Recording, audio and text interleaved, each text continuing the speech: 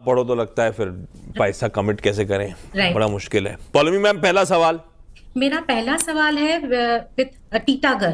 टीटागर में मेरा इन्वेस्टमेंट है 14 शेयर्स में, which I got at the rate of 1630। It's an average price.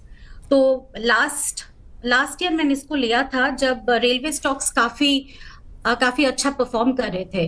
But जैसे ही मैंने लिया, पता नहीं क्यों अचानक गाड़ी नीचे आती गई और पता नहीं where it is going to and.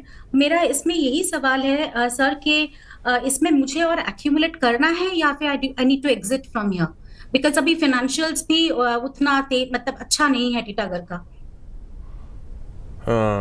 और चला भी एक समय ऐसा रीरेट हुआ था, फटता चला गया टीटागढ़। जब इसने अपने आप को वेगन मैन्युफैक्चरिंग से अर्बन इंफ्रा की तरफ मूव करा, मेट्रो वेट्रो, उसके बाद तो पलटा नहीं था ये स्टॉक सतपाल साहब। लेकिन वाकई कहाँ बाजार वापस रिकवर कर गया, सब कुछ हो गया। टीटागढ़ मैम ने जो पकड़ा, मेरे ख्याल से किस भाव पे, 1600-1700 की बात कर रही हैं, वही 1800-1900 इसके रिकॉर्ड हाइज थे। वहां से क्या एक तरफा पिटता ही चले जा रहा है। अब थमा जरूर है, पर पता नहीं इस पे यहाँ पे फर्दर पैसा डिप्लॉय करूं, अपनी अच्छी कंपनी चार्ट वार्ट पे भी आपको दमखम लगता है तो फर्दर डिप्लॉयमेंट करूं ताकि औसत प्राइस नीचे आए तो शायद कमाई हो पाए। अभी क्यों, अभी तो डबल होना पड़ेगा स्टॉक को। क्या करना पड़ेगा मुझे, क्या करना चाहिए इसमें, या दूर ही रहूं, एडिशनल पैसा कमिट ना करूं? आशीष जी, देखिए टीटागढ़ का अगर आप करेक्शन देखें तो करीबन 1850 का इसका टॉप है और 1850 से यहाँ पे वन वे करेक्शन है। ये करेक्शन करीबन 650 तक आई। ये 650 के आसपास थोड़ा डबल बॉटम जैसा सिचुएशन है। डबल बॉटम में होता क्या है कि आप थोड़ा सा अर्ली इंडिकेशन होता है, फिर हम समझ सकते हैं कि यहाँ पे प्रोबेबली यहाँ से एक रिवर्सल आ सकता है, यहाँ से एक रिलीफ रैली प्ले आ सकता है। जब हम फिबोनाची की बात करते हैं कि 1850 से लेके जब 650 तक कोई काउंटर आता है तो ये कितना रिट्रेस करेगा। तो अगर रिट्रेसमेंट के हिसाब से देखें तो मुझे लगता है टीटागढ़ में एक करेक्शन हो चुका है, बड़ा करेक्शन हो चुका है। और करंट लेवल से 850 से लेकर 900 तक का एक पुल बैक दिखता है। हालांकि मैम की जो खरीदी है वो थोड़ी सी ऊपरी साइड पे है, तो लेकिन फिर भी मुझे लगता है फिलहाल तो वर्डिक्ट होल्ड का ही होगा।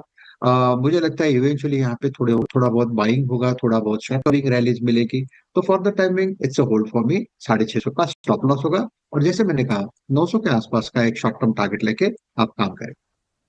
फिलहाल के तो होल्ड करें, बहुत पिटा हुआ है, डबल बॉटम फॉर्मेशन है। 650 मेरे ख्याल से साल के लोज भी थे जहां से रिकवरी की शुरुआत हुई है, वहीं पे अपने स्टॉप लॉसेस प्लेस करिए मैम। होपफुली थोड़ा बहुत तो रिकवरी के पाथ पे ये स्टॉक जाता हुआ नजर आ रहा है।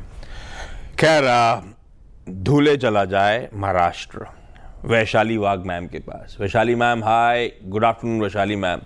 वैशाली मैम, आपको कितना टाइम हो गया स्टॉक मार्केट में? आप भी खुद ही अपने स्टॉक सेलेक्ट कर रहे हो या कोई और मीन्स और तरीका है?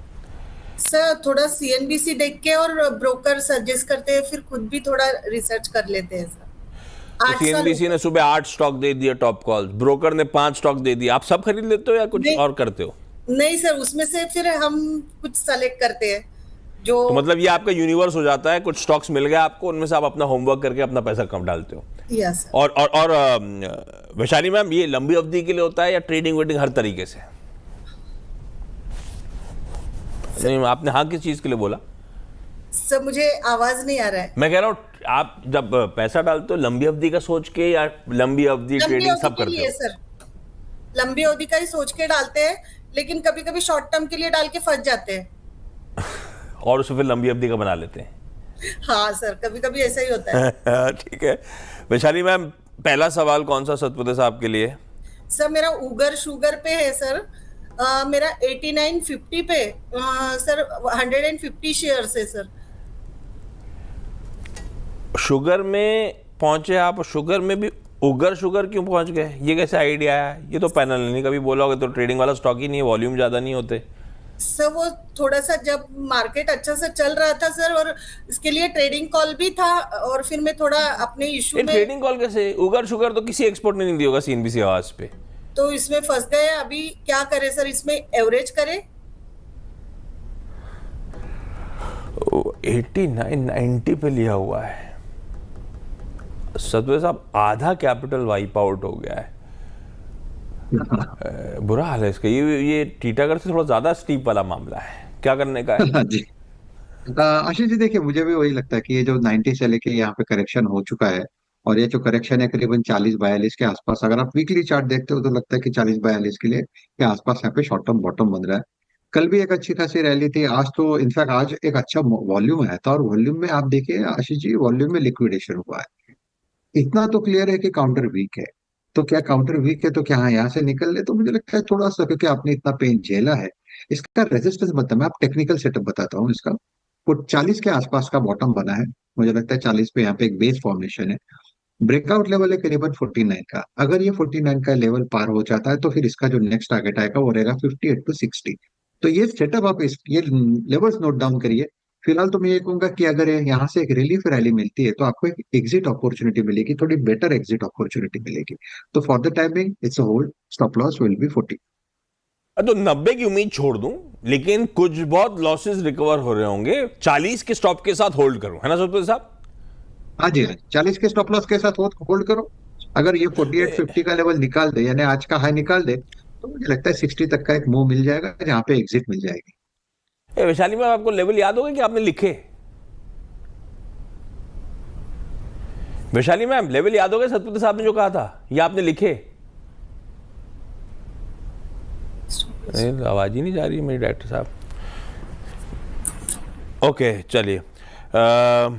हुगली से शिप्रा जी जुड़ती हुई, शिप्रा बिस्वास। हुगली भी तो वेस्ट बंगाल ही हो गया ना शिप्रा मैम?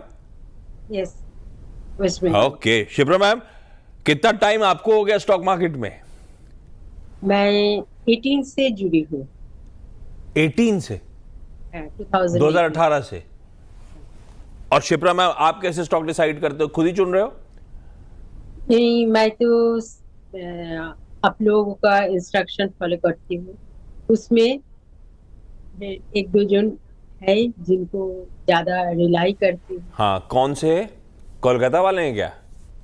मेरा फर्स्ट एंट्री है प्रकाश गवासर का 3 स्टॉक हाँ। से, FSL, स्टारलाइट टेक्नोलॉजी। नहीं, पहला तो प्रकाश गाबा बोला आपने, दूसरे कौन? स्टारलाइट टेक्नोलॉजी, उन्हीं का तीनों देके मैंने शुरू किया था। Starlight, Ashok Leyland and. अरे वाह, ओके। गावस्कर के कॉल्स लेते हो आप। शिप्रा मैम, सूला गावस्कर ने दिया था क्या? नहीं, शुला तो मैं IPO था। मैंने सोचा कि IPO मिलेगा कि नहीं, कर दिया था, वो मिल गया। तो उसके और बाद जो मिलता है वो चलता नहीं है, गिर गया ये, है ना? हाँ, अभी ये प्रॉब्लम है IPOs में। करूँ कि ना करूँ, रखे रहूं कि नहीं रखूं, ऐसा है ना? सतपति साहब, क्या करना है? जब IPO आया था तो ऐसा बताया था सबने कि वाइन का जमाना आ गया है और सूला जलवे इंडिया के मार्केट में, पूरा बाजार लाजली इसी के पास है। पर स्टॉक तो कुछ और ही कहानी बयां कर रहा है, मामला ठंडा पड़ते ही चले जा रहा है इसका। क्या करना है? फंसी हुई है मैम, 461 ही खरीद है। अच्छा जी, चार्ट देख के लगता है कि थोड़ा सा एग्जिट मिलना हो, 461 का एग्जिट मिलना डेफिनेटली डिफिकल्ट है। अगर आप चार्टिकली देखें तो ऊपरी लेवल से करीबन 550 के आसपास का हाई था, वहां से वन वे करेक्ट हुआ 250 तक, तो 50% तो ऐसे ही उड़ गया। तो अभी यहाँ से क्या हो सकता है? मेरे हिसाब से यहाँ से एक छोटा मोटा पुल बैक आपसे कह सकते हैं, 340 और 320 ये रेंज दिखता है। तो अकॉर्डिंग टू मी, अगर आप चूंकि जैसे कि आपके पास वक्त है, और मैं ऑनेस्टली मैं ट्राई कर रहा हूँ कि, क्योंकि सबकी एंट्री बहुत ऊपरी लेवल पे है और मिड कैप में वही दिक्कत होती है, तो मैं जस्ट ट्राई कर रहा हूँ कि उनको एक स्टॉप लॉस सजेस्ट करूँ और उनको एक थोड़ा बेटर एग्जिट अपॉर्चुनिटी दूं। हाँ, वो अगर बाजार सुधरेगा तो ऑब्वियसली उनके टारगेट्स भी अनफोल्ड होते जाएंगे, लेकिन ये मेरा ट्राई है आज का। तो देखिए, मेरे हिसाब से 260 का स्टॉप लॉस रखे, फिर होल्ड रखे। पहला टारगेट मैं अभी प्योर टेक्निकल देख रहा हूँ, रेजिस्टेंस आता है 320 का, वो निकल जाए तो 365 तक का मूव मिलेगा।